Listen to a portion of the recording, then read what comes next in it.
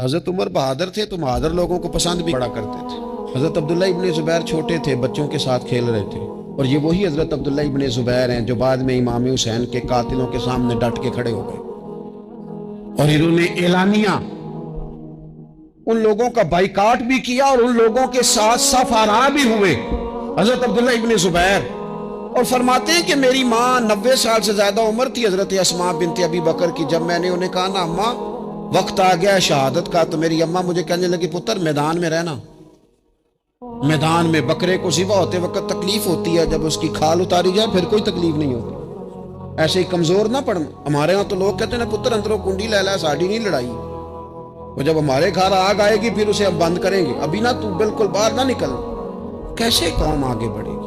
जुर्रतें कैसे पैदा हों? और जो कुछ कह नहीं सकते वो मनवाएंगे कैसे? जो बात करने की ताकत नहीं रखते वो अपना मनवाएंगे कैसे? हजरत अब्दुल्ला इब्ने जुबैर रदी अल्लाह ताला अन्हु अपने दोस्तों के साथ गली में खेल रहे थे, जनाब उमर फारूक आ गए। हजरत उमर फारूक का जलाल था, बच्चे उनको देख के दौड़ गए। हजरत अब्दुल्ला इब्ने जुबैर खड़े। हजरत उमर करीब आए, कहने लगे पुत्र आप क्यों नहीं दौड़े? हजरत अब्दुल्ला इब्ने जुबैर छोटे से हैं, कहने लगे जी क्यों मैं दौड़ता, मैंने कोई जुर्म किया, तो मैंने गलती की है, भला क्यों दौड़ूं? आराम से खेल रहे हैं और ना हमने कोई रास्ता बंद किया, जगह है, आपने गुजरना तो गुजर जाए। चाहिए था ना हजरत उमर नाराज होते, पर जनाब उमर ने माथा चूम लिया। कहने लगे क्या बात है बेटा, इन चीजों पर जरा कायम रहना। कहने लगे जुर्म किए, क्या मतलब है इस बात का कि फलाना है तो दौड़ जा? क्यों दौड़ें जी?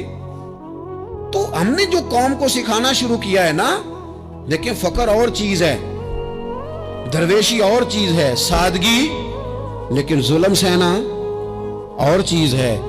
दुनिया में कतील उससा मुनाफिक नहीं कोई जो जुल्म तो सहता है बगावत नहीं करता।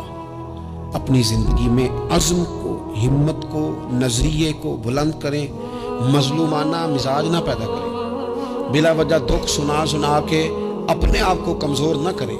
याद रखें अगर हम अपने दुख किसी को सुना रहे हैं और अपने आप को बड़ा गरीब साबित कर रहे हैं तो ऐसा ना हो कि हमारे बच्चे उसका बुरा असर ले जाएं।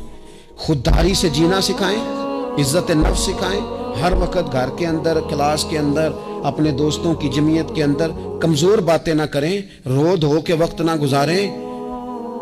रोने से भी रात गुजर जाती है, हंसने से भी रात गुजर जाती है, नाशुक्री से भी दिन बीत जाता है और शुक्र से भी। लेकिन बस बात इतनी है कि शुक्र वालों का जरा सही बीत जाता है, हंसने वालों का जरा सही बीत जाता है। जिंदगी में अज़्म के साथ, हिम्मत के साथ लोग जिस हाल में मरने की दुआ करते हैं, माज़अल्लाह, लोग जिस हाल में मरने की दुआ करते हैं, हमने उस हाल में जीने की कसम खाई है। अल्लाह ताला हमें समझने की तौफीक अता करे।